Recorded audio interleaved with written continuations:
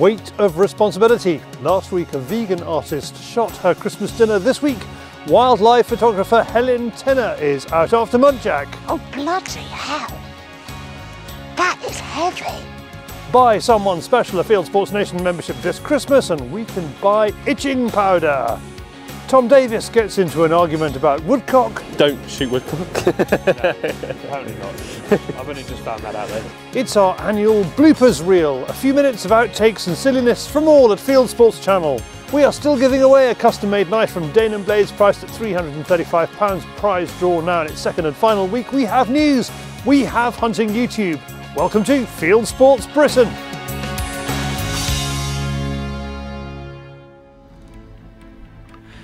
We are out before dawn in deepest Suffolk, where Helen Tinner is getting ready for a once-in-a-lifetime stalk. As a shooting photographer, she's more often armed with a camera, but today she wants to shoot her first ever muntjac. She's guided by Nathan Whitehead, and she's been practising hard with her left-handed Browning X-Bolt in 243, shooting 95-grain Hornady SSTs. I think they're quite sexy looking. Careful.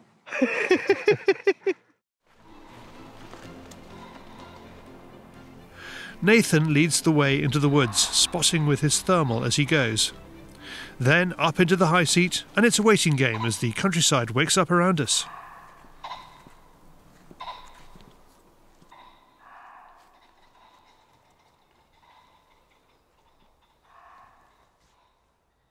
For Helen, this is about much more than just shooting a deer. My aim today is to shoot a deer with a view to eating it.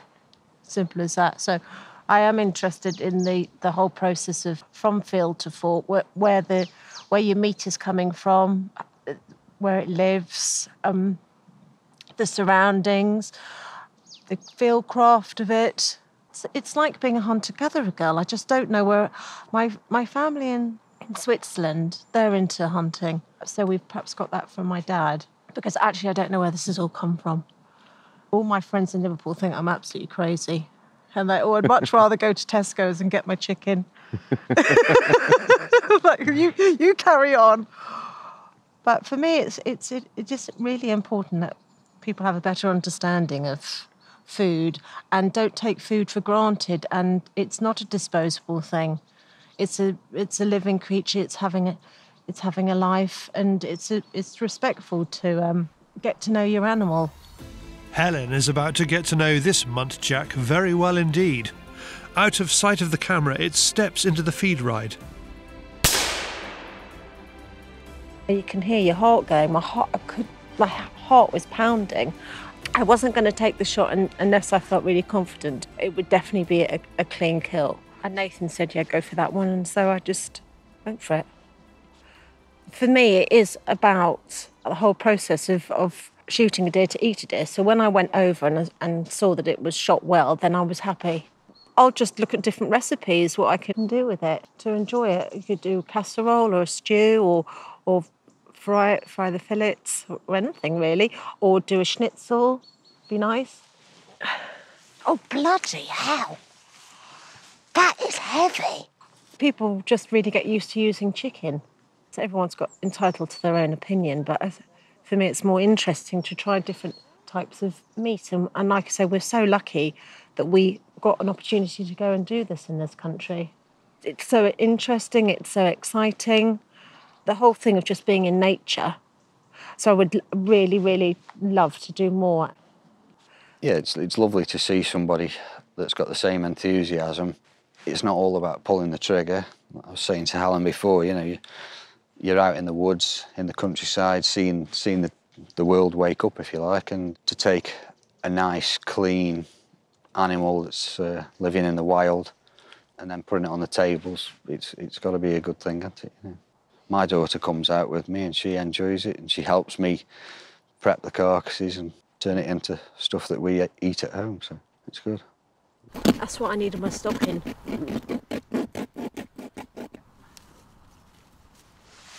It's so clean, isn't it? Done an absolutely amazing job. Have that for my dinner. Or breakfast.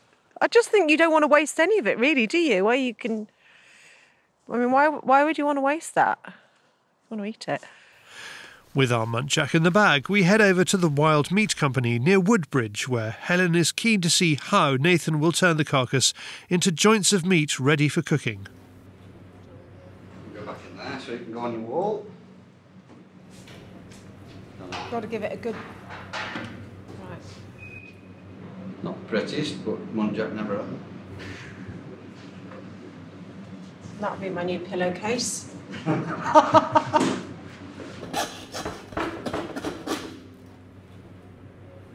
It's having that real closeness to the meat. Normally, if you go into butchers, it's all behind a counter and you're not familiar with it. I mean, it would be great to get to a level like Nathan, where he's just, the way he does it so cleanly and professionally, but that's a lot of experience. But maybe I will get like that. It'd be good to be like that. I'm just still flabbergasted with the weight of it all. It really is, everyone should do it. Everyone, really. I mean, it's a real experience. It's a life experience. It's what everyone should have. Just try it. I wanted to cook something quick because it is late in the evening. And so I've gone online and found a meal for loin of venison, which sounds really easy. And it's just, we're going to salt and pepper it. We're going to flash fry it. And we're going to put it in the oven with some rosemary for about 10 minutes. And then we're going to take it out, let it rest. And then we're going to just do some red wine with some red currant jelly. It sounds easy because it's just 3 ingredients. Right, I'm going to give that a real good... actually is smelling quite nice. I'm scared.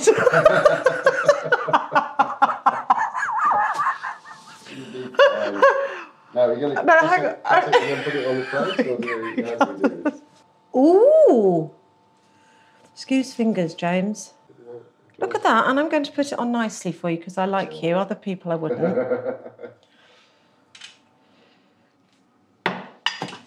Okay, what do you reckon? I reckon that's actually turned into a 5-star meal and looks bloody gorgeous. Right, we're going to go in now. It's nice, it's really nice. It has actually been one of the best days in my life. I've achieved my aim today, which was from field to fork. And long may it continue. You can see examples of Helen's photographic work at helentinner.com. And if you want to go stalking with Nathan, you can email him at the address in the description below. Congratulations to Helen. Her muntjac meal looks delicious. Speaking of which, David was filming with Kai last week and was left salivating, reminiscing about the festive pheasant parcels they filmed a few years ago. Well worth a go, and there's a link to them in the description below. Now, fresh from his grotto duties, it is David on the Fieldsports Channel News Stump.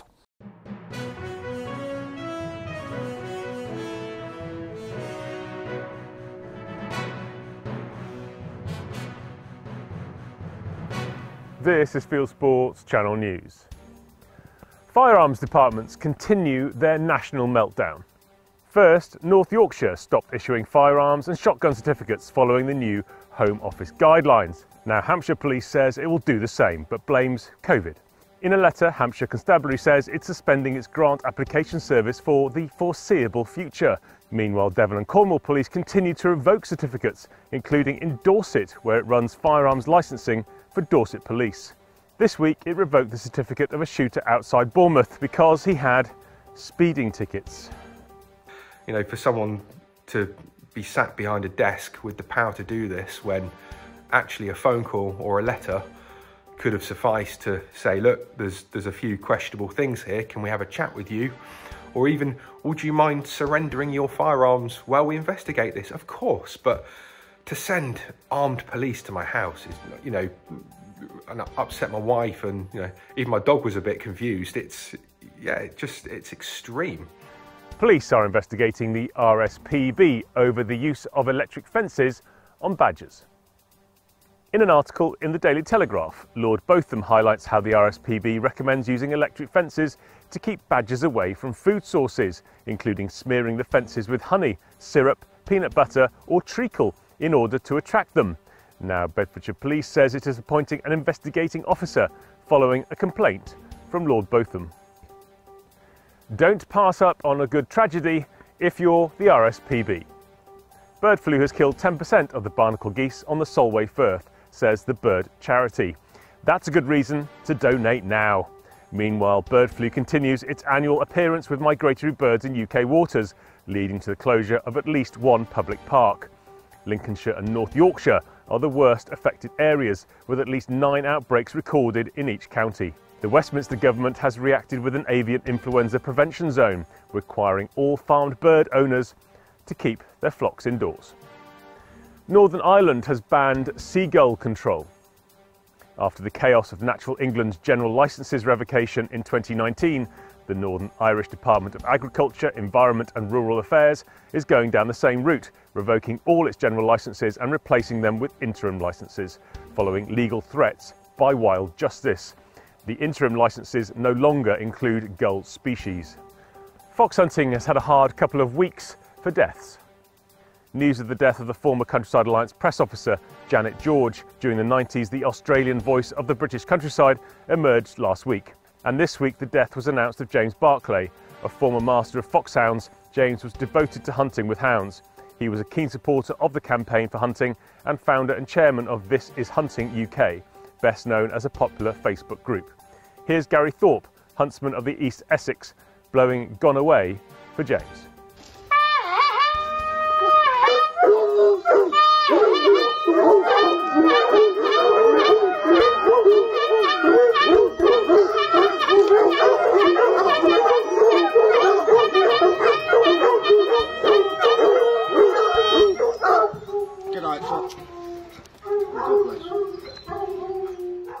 A shop that sells camouflage kit and air guns has had its car payment system revoked. Outdoorsman Supplies in Hastings, East Sussex, which sells all kinds of outdoor goods, posted a notice to say it can only take cash because the bank does not approve of this shop. Thanks to Steve Kearney for the story. Cairngorms National Park wants to stamp out deerstalking, grouse shooting and cover the fragile heather moorland in common woodland. The Scottish Gamekeepers Association calls the Scottish Park's new 5-year plan self-defeating and says it will erode fragile goodwill of land managers whose collaboration efforts are needed to meet climate challenges. The SGA says the increased tree planting targets, heightened deer culls and curbs on game management go beyond plans announced by Scottish Government. Here's SGA Chairman Alex Hogg. You can't keep asking people to deliver targets for you while you kick the feet from under them. The Daily Mail has tried to monster reindeer hunters. It printed photos without permission of British stalkers out after reindeer in Iceland. However, the newspaper may be out of tune with the public on reindeer hunting. Our film about stalking Rudolph the red-nosed reindeer with Kayak Bryn has had more than 4 million views, which goes far beyond just the world's English-speaking reindeer hunting community, and 80% likes. Ireland has beaten a potential EU ban on shooting with lead shot by massaging the numbers. The EU wants a ban on lead shot over wetlands. It also says that a country which is more than 20% wetland will have to introduce a ban on all lead shot. That could have triggered a compulsory gun buyback scheme, costing the Irish government millions. Jubilant antis claim that Ireland is 80% wetland. However, the Irish Department of Housing has now officially ruled that only 18.72% of the country is wetland. A ban on lead shot will come into effect there in 2023, though the department has not yet said which parts of the country are wet enough to be affected. A member of the Irish Parliament says she's surprised to find out that deer stalking takes place in Ireland. Wicklow TD Jennifer Whitmore says she is demanding answers from Minister Dara O'Brien about how people are allowed to stalk deer in her constituency. Antis have tried to discredit the Naxo community programme in Namibia, which redirects hunting fees into the local community. Widely regarded as a model for conservation best practice around the world, Antis have long hated it. Now a pair of animal rights activists from the UK and South Africa have tried to call out the programme as bad for wildlife. Namibia's Minister for the Environment calls their report unscientific and a highly unethical and misleading piece of animal rights propaganda. The activists Adam Cruz and Izzy Sasada may face charges for carrying out work in Namibia without work or research permits and without obtaining proper consent from the people they quoted. And finally, we leave you with a verse from the Gamekeepers Welfare Trust, a reworking of a popular carol. 5 golden plovers, 4 foxes fleeing, 3 feisty sparrows, 2 flankers flanking, and a partridge in a pear tree. You are now up to date with Fieldsports Channel News. Happy Christmas. Stalking the stories, fishing for facts.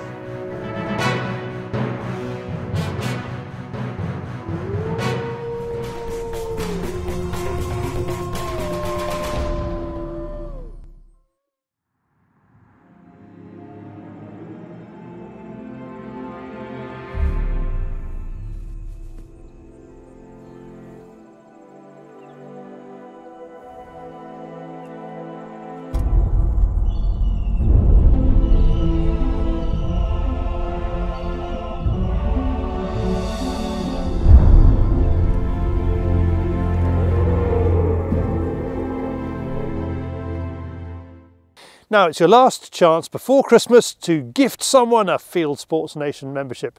Why? Because it pays for the itching powder we pour into the pants of the Packham and every other misguided voice in the media. Join now and help us spread the powder and the love for hunting, shooting and fishing.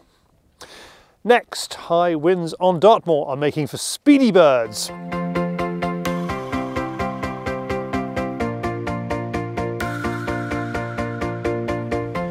When a storm is brewing and getting underway, it makes for memorable pheasant shooting. First drive on this day on the edge of Dartmoor, and a fierce wind is whipping up to become Storm Arwen, or what David calls Storm Arwen. Way behind them. So we got a nice cover strip of Utopia in front here. Normally the birds go down over that way, but with the strong winds today, we got 2 of us out behind in hope that the wind takes them. Instead of going their normal way. Now, Tom Davies would normally, he tells me, have no problem with pheasants on this drive, but the stormy conditions are making them hard. Mike, copy? Yeah, Mike, can you bring that hedge down? The good news is that, so far, Tom is shooting better than his buddy Freddie. 4 for 1. All of the next drives are in a steep wooded valley. Beaters are squeezing in gorse on the bank above us, and Freddie is finding his form. Nice! But yeah, no, they're going to be really good birds. Normally I say Freddie just had a nice cock bird there. Nice clean kill, his first barrel. But that one there, it come out and come behind the rest of the guns, I think, because they didn't shoot it. But hopefully we'll get some nice ones come down through. We're the end of the line. Anything that gets to us is normally the better ones, which the rest of the guns miss. Oh, woodcock. Tom doesn't shoot at that bird. He is resurrecting the shoot from recent neglect. It takes time for his rules to bed down. He's not keen on woodcock shooting. So the last shoot day we done, we put out 7. Yeah, I think there was 3 or 4 come out on this drive. We don't have a policy of like not shooting, but unless they are like a really nice bird sort of thing, if whoever it goes over, if they want to take it, they can. I'm not really bothered about shooting them myself. I just said we don't really shoot them. That was Freddie shooting. Later on, back at the cars, Tom interviews him about that bird. We don't shoot woodcock. No, apparently not. I've only just found that out there. The last drive is at the bottom of the valley. Tom explains how he wants to turn this from a jolly walkabout to a more formal shoot. Next season we'll look to up the bird numbers and make it a bit more of an official shoot. We'll be pulling peg numbers and doing all that, so go back to that. At the moment it's escape from the wife day. So Freddie's to my right. The last thing I want, so I'll never hear the end of it, is to miss a bird and he kills it. Tom doesn't have to worry. They both miss. It's that kind of day. But by the time they get back to the cars, there are enough in the bag to go around. Partridge, smoked bacon and date. Thank you, Tom, and all your guns for a lovely day out. Next, more from Tom in our new podcast. He gets himself a haircut, an iron shirt, and comes to meet me on stage at the Cartagena Game Fair Theatre to talk about how he's set up a venison business, Dartmoor Deer Services during lockdown, and how it's going so far. I hope it's a useful guide to anyone thinking of doing the same. There's a link to the podcast in the description below. Next, Christmas isn't Christmas until Hans Gruber falls off the Nakatomi Plaza and you've seen the annual Fieldsports channel bloopers reel. Okay, go. Well, unbelievable. Police can't identify them. The Sab is shown hiding the concrete from trail hunters in a car, though it is clearly visible to people in another car.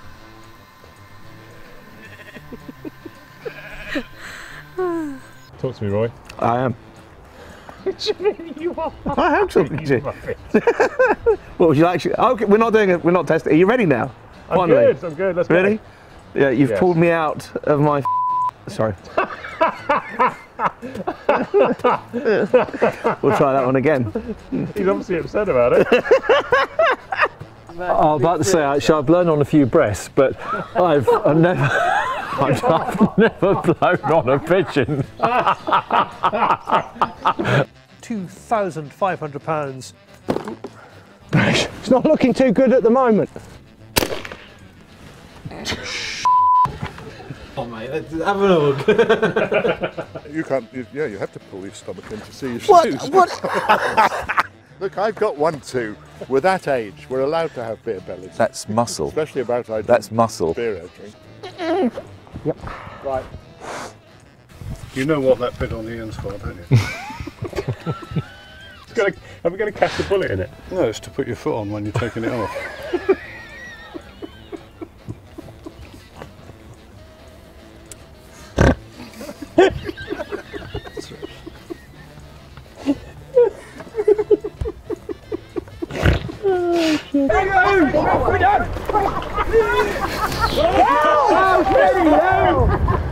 Man down, man down. First up, the draw for the row safe. 100. Oh, you bloody thing. Welcome to Field Tester. You're looking at me. I know. Stop looking at me. I can't help it. It was a lot easier the other week when I. So we shoot 6 days a I was about to say 6 days a week. Good God. So we shoot 6 days a week. We shoot a couple of thousand birds a day. The sky goes black. Yeah. I don't know why I said that. That's very strange. We shoot. So, you're probably going to keep all this in, knowing you, Charlie. So you just made the bloopers reel, so well done. This is not funny, Davies. Here we go. Look. Look at that, straight in. Well done. In typical man fashion, that isn't going anywhere.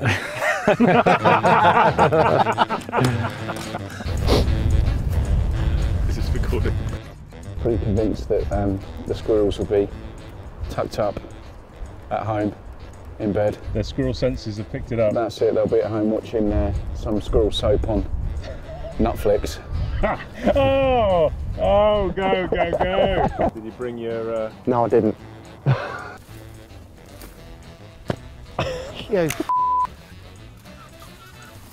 My search button produces lots of young ladies. Really? How very peculiar. How did that happen? I don't know. I was terribly drunk at the time. That's strange. So what's in the range, Dan? In the range, you get yourself some gloves. You get the balaclava. Yeah, it's a balaclava. Sorry, Dave. So I was on balaclava. You want to call it balaclava? Balaclava. Is it called the balaclava? Yeah. Yeah, balaclava. So just say. Bala or balaclava. Balaclava. Right. So couple of baseball hats, baseball bats. You get a baseball bat. You get into it. Yeah, you get a couple of baseball hats, don't you? Do you think he's trolling? I don't know. I think he's doing it deliberately. Rush back and we got to shoot them before they melt. That's the challenge for us, so I'm off.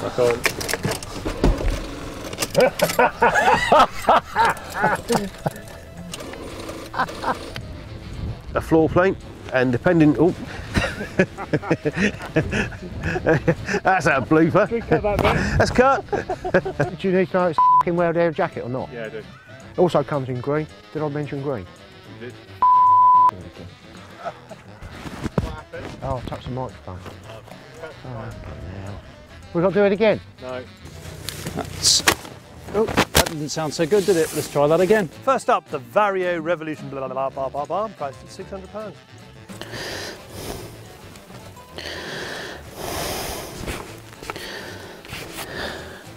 Get there in a minute.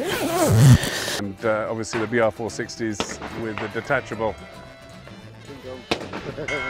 I'm just going to... Darling, I'm literally in the middle of an interview at the moment. So.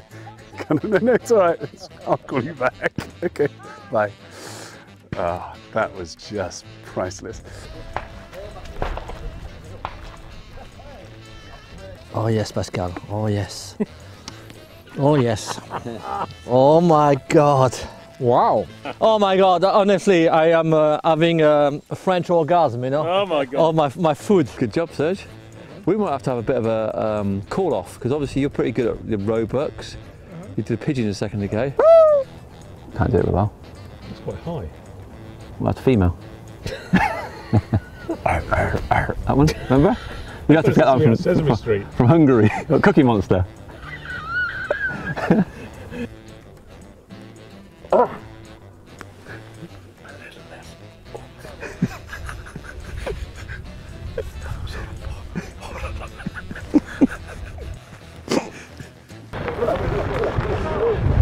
Yeah, see, he might get an invite by Sacco to go to bloody Lapland, mate. Look at this.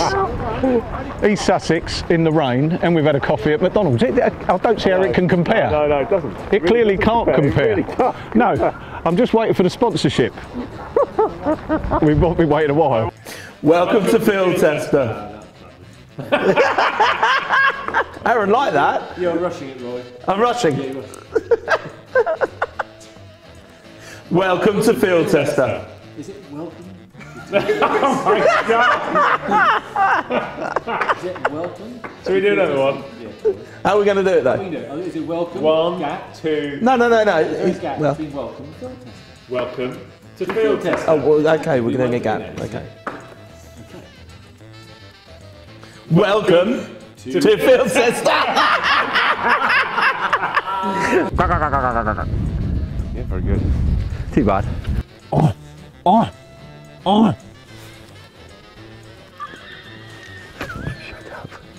If it goes dark, if it goes dark, I'm sorry. This is lovely, you know, my first time doing... Sorry, what did you say? My first time No, doing... in English? This isn't Little Britain. This isn't Little Britain. It's going to be hard, very hard. So, can you understand me? See? No, so we're going to be going The at casual racism that people have... Sorry. Shh, we're hunting. He's always making so much noise. He's trying to Get on with it. This is he's so energetic now he's lost weight, isn't What are you doing, Philbeam? Don't drop the mouthful. He's supposed to do it this way.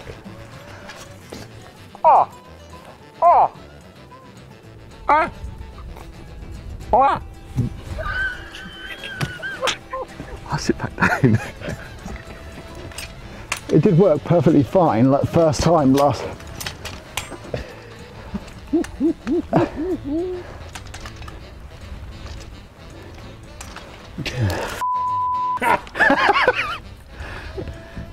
This is going to be the bloopers, isn't it? I can tell. Are you feet still dry? Yeah, they are as it goes. They're brand new, they don't leak when they're new. Whatever. Thanks to everyone who got wet, cold, fell over, or couldn't walk for weeks thanks to filming with Fieldsports Channel. Next, it's Hunting YouTube.